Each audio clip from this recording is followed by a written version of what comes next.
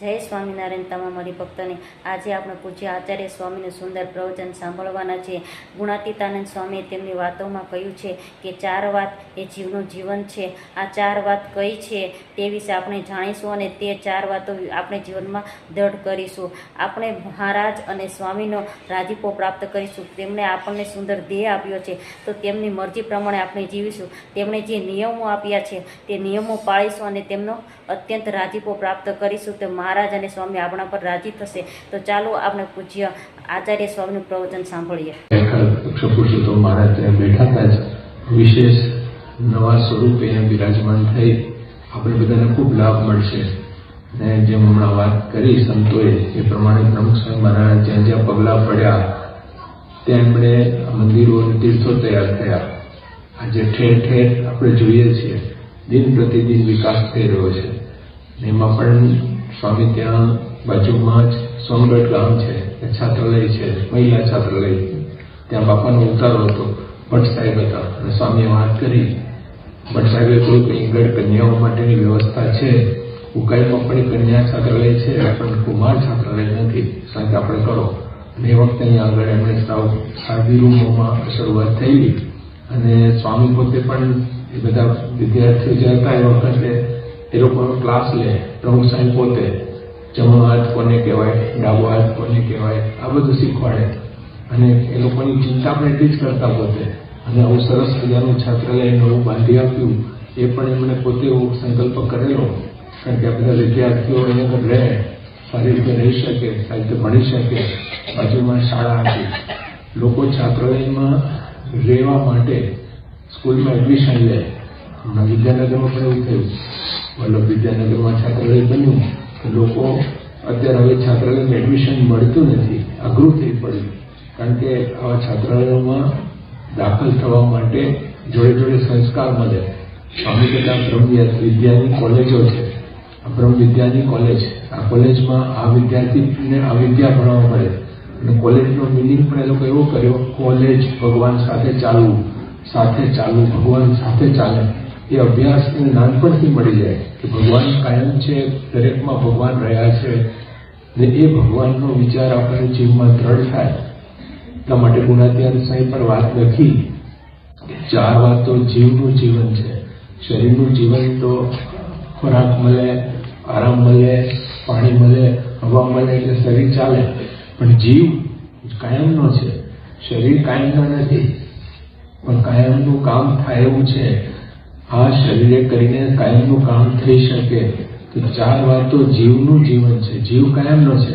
જીવ આમાંથી નીકળી ગયા પછી ગમે એટલું ખવડાવો તો ખાતો નથી, પાણી પીવડાવો પીતો નથી, હવા આપો તો શ્વાસ પણ લેતો નથી. એનો મતલબ જીવ કાયમનો છે. જેને લઈને આ બધું જ ચાલતું હતું એ નીકળી ગયો. એ જીવને 4 વાતોની જરૂરિયાત છે. દેખાતું નથી.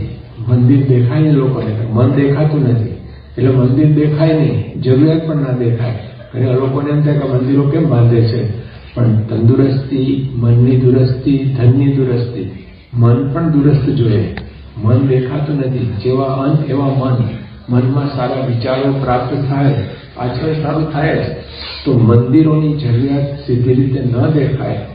પણ ભગવાન તો બધાનું પૂરું કરે છે, બધાને ખવડાવે છે. તો ઉપાસના માટે મંદિરો છે. સૌથી પહેલું ઉપાસના. નજીકમાં નજીક ભગવાનની પાસે આપણે જઈ શકીએ અને ભગવાન નજીકમાં નજીક આવ્યા છે એને ઓળખી શકાય. કેટલું કામ થઈ જાય. ને ગુણાતીતાનંદ સ્વામી પોતે કહે છે કે ઉપાસના માટે બીજું આજ્ઞા, ત્રીજું એકાંતિકમાં પ્રીતિ થાય અને ચોથું છે સુરત ભાવ. 4 વાતો જીવનું જીવન છે. જીવ એના પર ચાલે છે. જીવનો આ ખોરાક છે. સહેજે સહેજેને મળી રહે તો એની વ્યવસ્થા કરી આપી. ભગવાન પોતે દરેક જગ્યાએ મંદિરો કર્યા, શાસ્ત્રો કર્યા, સંતો કર્યા, હરિભક્તો, મંદિરો, સ્થાનો થયા, મૂર્તિઓ પધરાવી ઉપાસના માટે. તો ઉપાસના બહુ અગત્યની વસ્તુ છે. એકડો ભણવામાં જેટલો અગત્યનો છે પછી બગડો તગડો નવડા સુધી ઘૂંટવાનું આવે, પછી ઘૂંટવાનું બંધ થઈ જાય, પછી 2 એકડા 11 12 તે બધું આગળ વધતું જ જાય. તો દરેક જીવને તરફ વાત પડી છે. ભગવાનના સૃષ્ટિ બનાવી એની સાથે એને હેતુ પણ આપ્યો છે. સુખી થવા માટેનો ઉપાય પણ એમણે બતાવ્યો. 4 વાતો જીવનમાં હોય તો માણસ સુખી થાય. ભગવાનમાં જેવું સુખ છે એવું ક્યાંય નથી. વળી ભગવાનના જેટલા ઉપકાર છે એટલો કોઈનો ઉપકાર પણ નથી. આજે આપણને હવા, પાણી, પ્રકાશ મફત મળે છે એટલે આપણે એમ લાગે કે આ તો ઠીક છે, પણ ચૂકવણું આપણાથી થઈ શકે એવું નથી એટલે ફ્રી છે. અહીંયા ડેમમાં પાણી એટલું બધું ભર્યું છે તો પાણી ન હોય તો ડેમ શું કામનું? વરસાદ કોણ વરસાવે? હમણાં એક ભાઈ મળેલા મને કે ભગવાને દારૂ કેમ બનાવ્યો? તો ભગવાને ધૂળ બી બનાવી. ખાની એટલે ધૂળ તો નહીં ખવાય, તો ધૂળ ના ખવાય તો દારૂ ના પીવાય. પેલું પછી ધૂળ તો ના ખવાય, ધૂળમાંથી ધાન પાકે છે, મેં ધૂળમાંથી જ પાકે, ખાની નહીં ખવાય. તમે શામાં આવ્યા છે? ગાડીમાં આવ્યા. ડીઝલ કે પેટ્રોલ? તો તેના ડીઝલ. પેટ્રોલથી ચાલે કે નહીં? પેટ્રોલ ના ચાલે, ડીઝલ જ જોઈએ. એમાં જેને જે દૂધ નાખે તો નહીં ચાલે. દૂધ છે, લાડુ, મેંદા નાખવાને એ નહીં ચાલે, એને જે જોઈએ જ આપવું પડે. એમ ભગવાને પણ આ સૃષ્ટિ બનાવી છે. જો માટી ના ખવાય તો પરમાટી કઈ રીતે ખાઈ શકાય? એની સિસ્ટમ છે. ભગવાને રીત બતાવી છે કે આ ખવાય, આ ના ખવાય, જોવાય, ના જોવાય. એ બધી વસ્તુઓ વ્યવસ્થિત રીતે જીવને સમજાય. જીવનમાં જીવતા વનમાંથી કોઈ પસાર થતો હોય અને યોગ્ય માર્ગદર્શન મળે, એની રક્ષા થાય તો પાર પડી શકે. એમને તો કઈ રીતે પાર પડી શકાય? પેલા તો આપણે વાઘસિંહ વરુથી જીવતા હતા, હવે તો મચ્છરથી જીવે. એનાથી નાના વાયરસ આવે, બેક્ટેરિયાથી જીના વાયરસ, એનાથી લોકો ડરતા થઈ ગયા. દેખાતું નથી, હવા નથી દેખાતી, પણ કિંમતી છે કે નહીં? કેટલી હવા કિંમતી છે.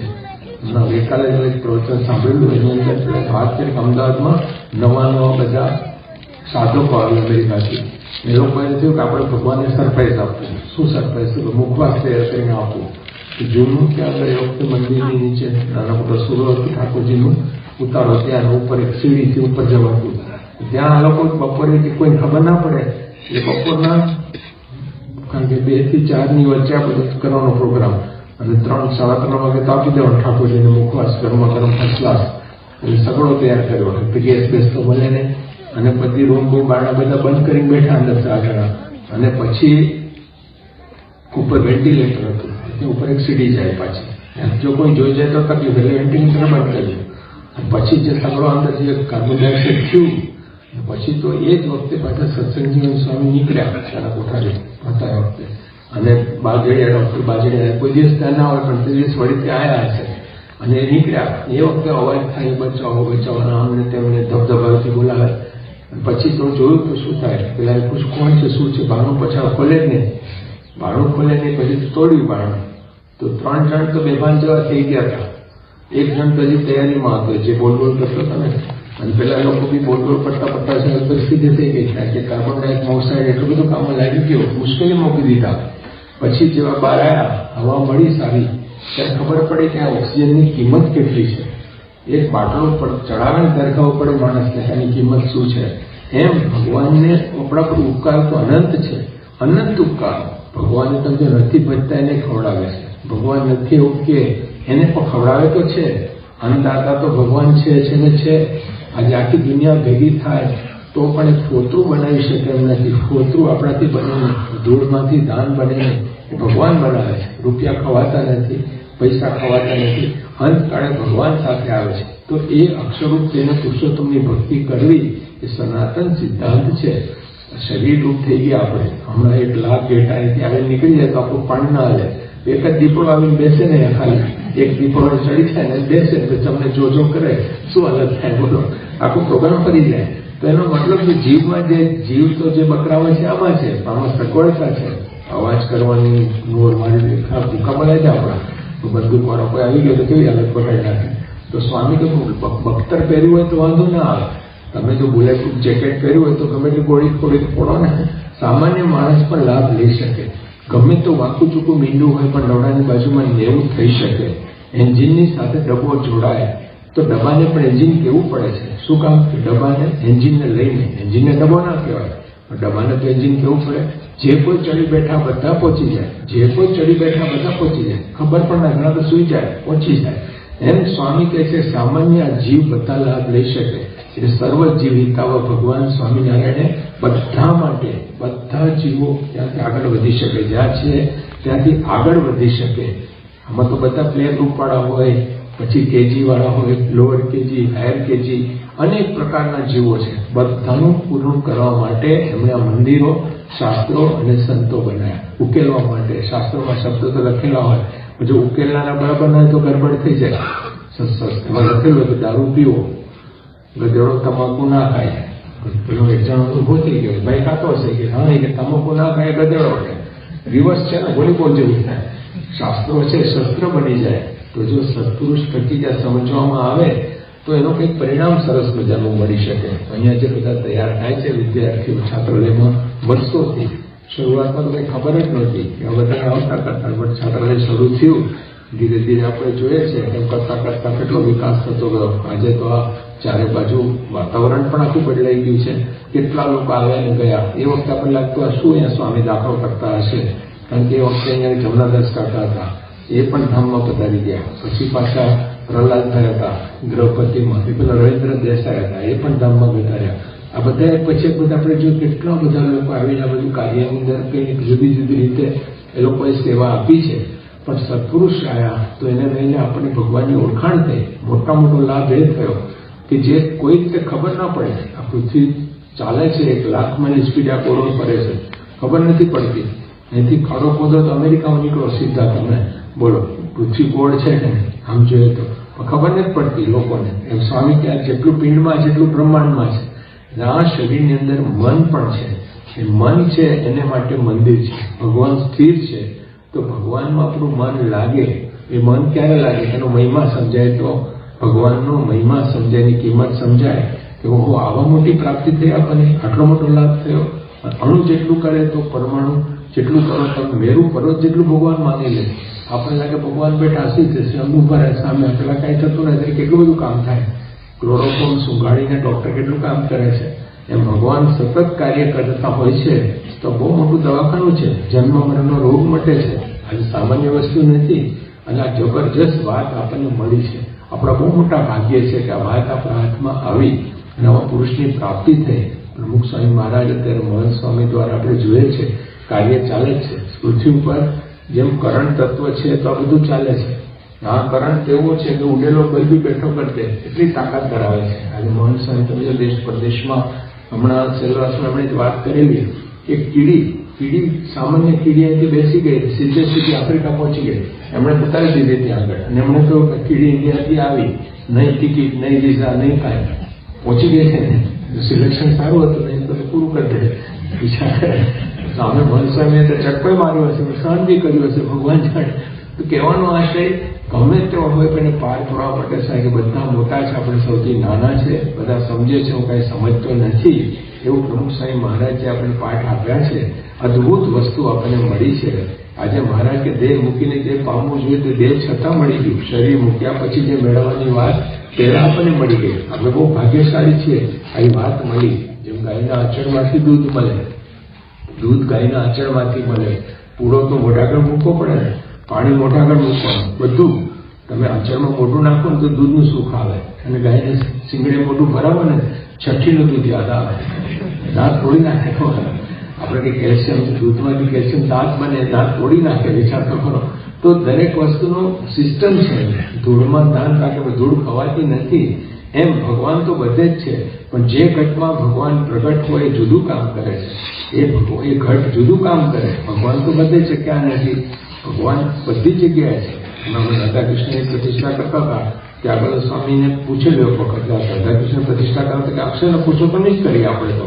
ભક્તને ભગવાન, ભક્તને ભગવાન.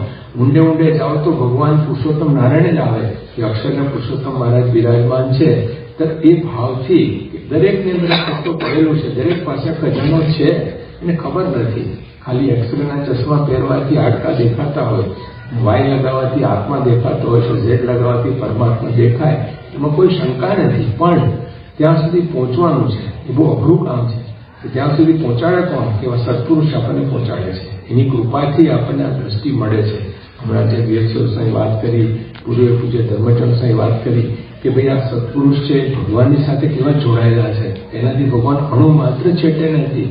એ ભગવાનની મૂર્તિ છે અને એવી અષ્ટ પ્રકારની મૂર્તિમાં પ્રાણ પૂરે છે. અને એવી અક્ષર પુરુષોત્તમ મહારાજની મૂર્તિનો લાભ આપણને મળે, એ ભગવાનની સેવા મળે, એ ભગવાન પોતે કાયમ માટે રહેવા તૈયાર થાય. દિવસે દિવસે આપણે જોઈએ કેટલો બધો વિકાસ થઈ રહ્યો છે. આધ્યાત્મિક વિકાસ છે અગત્યનો છે. શારીરિક, માનસિક અને આધ્યાત્મિક. તો એ હૃદયનો વિકાસ છે. હૃદય શુદ્ધ થાય તો કેટલું કામ થાય? પથરા નથી નડતા, નાની પથરી નડી જાય.